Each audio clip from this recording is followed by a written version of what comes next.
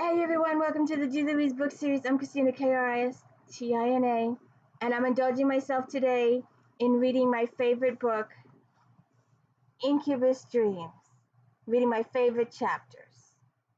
So please check it out. I'm a Laurel K. Hamilton fan, as you can see. And I please hit the thumbs up, like, and subscribe so let me know I'm doing a good job. My pal over here is with me, and I'm reading my favorite chapters today. So please hit the thumbs up. Let me know I'm doing a good job. I need all your support I can get. I'm not doing very well. By the time Nathaniel and Jason came looking for us, Micah was back to normal. Normal for Micah meant that if I hadn't seen him break down, even I wouldn't have guessed. In fact, he was so back to normal that it made me wonder how many other breakdowns I'd missed. Or had I caused this one?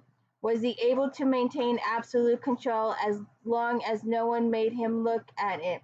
Of course, even if that were true, that didn't sound very healthy. Oh hell, maybe we all need therapy. If I took the entire part in, maybe we could get a group discount. Nathaniel sat on the other side of me, putting me in the middle. He sat so that the line of his body touched mine as much as possible. There was a time when I'd have made him give me breathing space, but I understood the shapeshifter's need for physical contact now. Besides, making Nathaniel move over an inch when he slept mostly naked in my bed every night would have been silly. Jason just stood and looked down at all of us. He looked unnaturally solemn, at least for him. Then suddenly he broke into a grin. Now he looked like himself. It's after midnight. We thought you'd be outside feeding the ardor. His grin was way too wicked to match the mildish words. I am able to go longer between feedings, I said. Sometimes 14 or even 16 hours. Ah, pooh, he said and stamped his foot, pouting. It was a wonderful imitation of a childish snip, except for the devilish twinkle in his eye. I was hoping to take another one for the team. I frowned at him, but I couldn't make it go all the way to my eyes. Jason amused me. I don't know why, but he always had. I don't think we'll be needing your services tonight. Thanks for offering them. He gave an exaggerated sigh. I'm never going to have sex with you again, am I? Don't take it wrong. Don't take this wrong, Jason, but I hope not. The sex was amazing, but what put you in my bed was an emergency. If I can't control the ardor better than that, I'm not safe to be out in public alone. It was my fault, Nathaniel said, soft voice.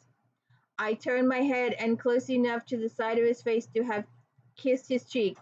I wanted to make him move to give me more room, but I fought the urge off. I was just being grumpy. It was my fault if it was anyone's, Nathaniel. Micah's so calm voice came from my other shoulder. It was Belle Mort's fault, the wicked, sexy vampire of the West. If she hadn't been messing with Anita trying to use the ardor to control her, then it wouldn't have risen hours ahead of schedule. Belle Mort, Beautiful Death, was the creator of John Claude's bloodline. I'd never met her in physical person, but I'd met her metaphysically, and that had been bad enough. Michael laid a hand across my shoulders, managed to put his hands on Nathaniel's shoulder too, comforting us. You haven't collapsed since Anita's been able to stretch the feedings out more. Nathaniel sighed so heavily that I felt the movement against my body. I haven't gotten stronger, she has. He sounded so sad, so disappointed in himself.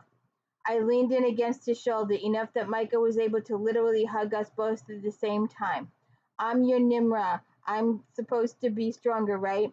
He gave me a faint smile. I laid my head on his shoulder, curving my face into the bend of his neck and getting the whiff of vanilla.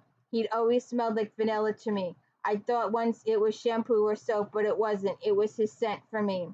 I hadn't the courage yet to ask Micah if Nathaniel's skin smelled like vanilla to him too, because I wasn't sure what it would mean if I was the only one who found Nathaniel's scent so very sweet.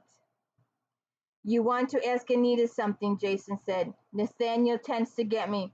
Then in a small voice he asked, do I still get my dance? It was my turn to tense. I couldn't control it. Involuntarily, Nathaniel got very still beside me. Because he felt it too. I didn't want to dance, that was true. But I also had a very clear memory of thinking just a minute ago with Micah that I'd rather have been dancing. I messed up once tonight. I didn't want to do it twice. Sure, dancing sounds great. That made Micah and Nathaniel pull back enough to look at me. Jason was just staring down at me. What did you say? Nathaniel said. I said dancing sounds great. Their astonishment almost made it worthwhile. Where is Anita and what have you done with her?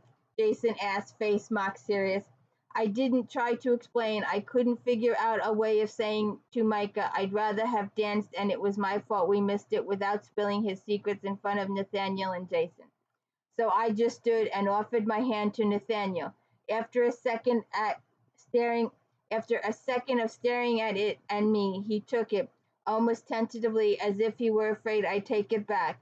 I think he'd come ready for an argument about the dancing and not getting one had thrown him. I smiled at the surprise on his face. Let's go inside.